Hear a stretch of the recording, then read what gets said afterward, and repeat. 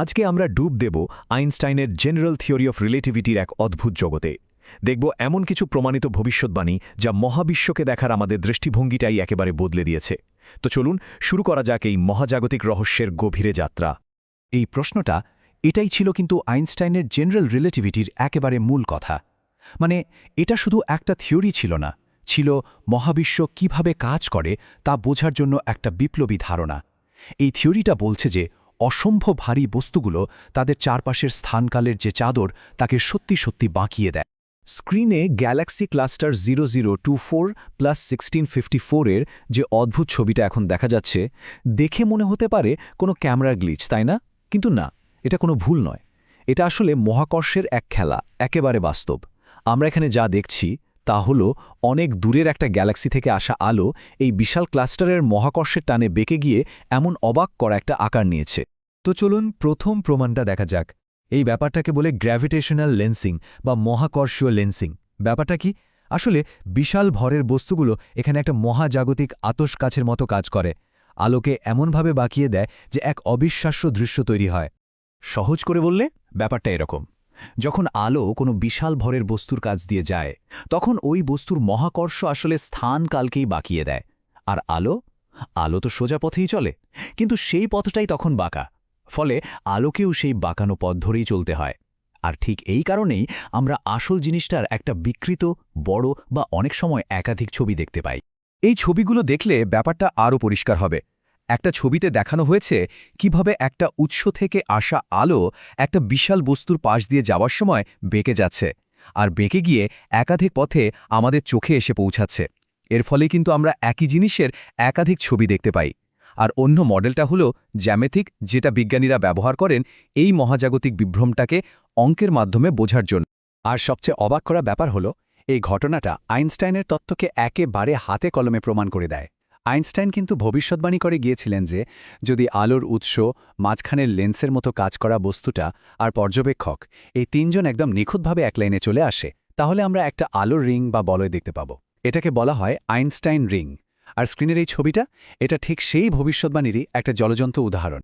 এই gravitational lensing কিন্তু শুধু মহাবিশ্বের একটা অদ্ভুত খেলা নয়, এটা জ্যোতির্বিজ্ঞানীদের জন্য একটা অসাধারণ শক্তিশালী যন্ত্রও বটে। ভাবুন তো, এটা ব্যবহার করে এমন সব জিনিস খুঁজে বের করা যায় যা থেকে কোনো আলোই বের হয় না, মানে যা আমাদের কাছে পুরোপুরি অদৃশ্য। এটা কিন্তু জ্যোতির্বিজ্ঞানের জন্য একটা বিরাট চ্যালেঞ্জ। মানে ডার্ক ম্যাটার বা ধরুন একলা ঘুরে বেড়ানো কোনো গ্রহ কিংবা অনুজ্জ্বল ব্রাউন ডোয়ার্ফ, এদের তো সরাসরি দেখার কোনো উপায়ই নেই, প্রায় অসম্ভব। তাহলে এদের অস্তিত্বের প্রমাণ মিলবে কিভাবে? উত্তরটা লুকিয়ে আছে এদের মহাকর্ষের মধ্যে। আমরা সরাসরি এদের দেখতে না পেলেও এদের মহাকর্ষের প্রভাবটা কিন্তু ঠিকই ধরতে পারি। এই বিশেষ কৌশলটার নাম মাইক্রোলেন্সিং। এটা ব্যবহার করা হয় ম্যাচো বা ম্যাসিভ কম্প্যাক্ট হেলো অবজেক্টস খোঁজার জন্য, মানে বিশাল ভরের কিন্তু অদৃশ্য সব বস্তু। হয়টা কি, যখন এমন একটা অদৃশ্য বস্তু কোনো দূরের তারার সামনে দিয়ে চলে যায়, তখন সেটার মহাকর্ষ একটা আতশকাচের মতো কাজ করে, আর পেছনের তারাটার আলোকে কিছুক্ষণের জন্য বড় করে দেখায়। এর ফলে তারাটা হঠাৎ করে কিছু সময়ের জন্য অনেক বেশি উজ্জ্বল হয়ে ওঠে। আর এই গ্রাফটাই হলো তার আসল প্রমাণ। গ্রাফের একদিকে আছে সময় আর অন্যদিকে তারার উজ্জ্বলতা। খেয়াল করে দেখুন কিভাবে তারাটার উজ্জ্বলতা হঠাৎ করে অনেকটা বেড়ে গিয়ে আবার আগের জায়গায় ফিরে এসেছে। উজ্জ্বলতার এই যে ওঠানামা, এটাই পরিষ্কারভাবে বলে দেয় যে একটা অদৃশ্য কিন্তু ভারী বস্তু ঠিক তারাটার সামনে দিয়ে পার হয়েছে আর নিজের মহাকর্ষের একটা ছাপ রেখে গেছে। আচ্ছা, এবার চলুন আরও গভীরে যাওয়া যাক। এবার আমরা রিলেটিভিটির থিওরি ব্যবহার করে মহাবিশ্বর সবচেয়ে রহস্যময়, সবচেয়ে চরম একটা বস্তু নিয়ে কথা বলবো। হ্যাঁ, ব্ল্যাক হোল। ব্যাপারটা এমন নয় যে কোনো কিছু সোজাসুজি গিয়ে ব্ল্যাক হোলে ঝাঁপিয়ে পড়ে, বরং তার চারপাশে একটা ঘূর্ণায়মান চাকতি বা ডিস্ক তৈরি হয়। এটার নাম অ্যাক্রিশন ডিস্ক। এই ডিস্কের মধ্যে থাকা সব কিছু অবিশ্বাস্য গতিতে ঘুরতে থাকে, আর ঘুরতে ঘুরতে এতটাই গরম হয়ে যায় যে সেখান থেকে শক্তিশালী এক্স-রে বেরোতে থাকে। আর এই উজ্জ্বল এক্স-রে দেখেই বিজ্ঞানীরা অদৃশ্য ব্ল্যাক হোলকে একরকম দেখতে পান। আসল মজাটা কিন্তু এখানেই। এই ডিস্ক থেকে যে আলোটা আসে সেটা প্রচণ্ড গতি আর অসম্ভব মহাকর্ষের কারণে বিকৃত হয়ে যায়। ব্যাপারটা অনেকটা অ্যাম্বুলেন্সের সাইরেনের মতো। অ্যাম্বুলেন্স যখন আমাদের দিকে আসে, সাইরেনের আওয়াজটা তীক্ষ্ণ শোনায়, তাই না? ঠিক তেমনি ডিস্কের যে অংশটা ঘুরতে ঘুরতে আমাদের দিকে আসছে, সেখানকার আলোটাও বেশি উজ্জ্বল আর শক্তিশালী দেখায়। এটাকে বলে ব্লু শিফট। আবার অ্যাম্বুলেন্সটা যখন দূরে চলে যায় আওয়াজটা কেমন ভোঁতা হয়ে আসে।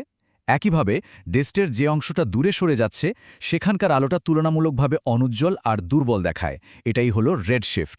এটা কিন্তু আইনস্টাইনের তত্ত্বের একটা সরাসরি আর অবাক করা ফল। আর এই গ্রাফটা দেখুন, এখানেই থিওরির সাথে বাস্তব পর্যবেক্ষণের প্রমাণ মিলে গেছে। গ্রাফটা দেখাচ্ছে যে ব্ল্যাক হোলের চারপাশে থাকা আয়রন থেকে যে এক্স রে বেরোচ্ছে তার রেখাটা স্বাভাবিক নয়, একদিকে অনেক বেশি চওড়া বা প্রসারিত।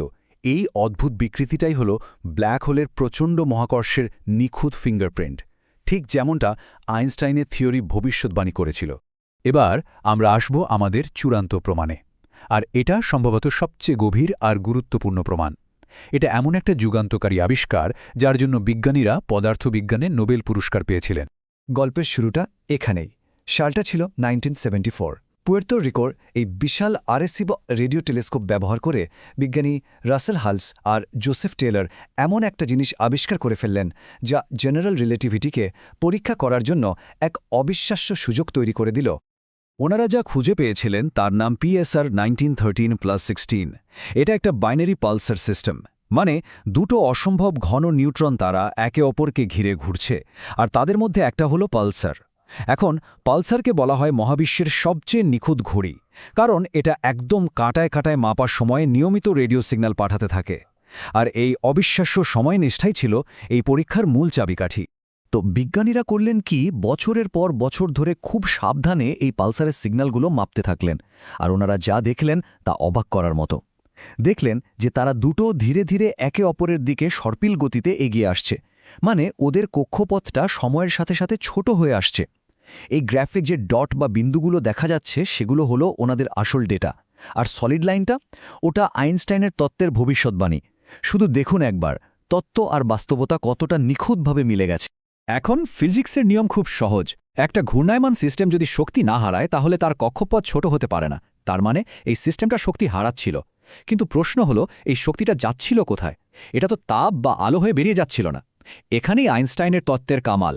তত্ত্বটা বলছে এই হারিয়ে যাওয়া শক্তি আসলে স্থানকালের বুননে ঢেউ তৈরি করছিল, মহাকর্ষীয় তরঙ্গ হয়ে সেটা মহাবিশ্বে ছড়িয়ে পড়ছিল।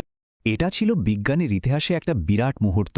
হালস আর টেলরের এই পর্যবেক্ষণই ছিল মহাকর্ষীয় তরঙ্গের অস্তিত্বের প্রথম পরোক্ষ কিন্তু একেবারে অকাট্য প্রমাণ।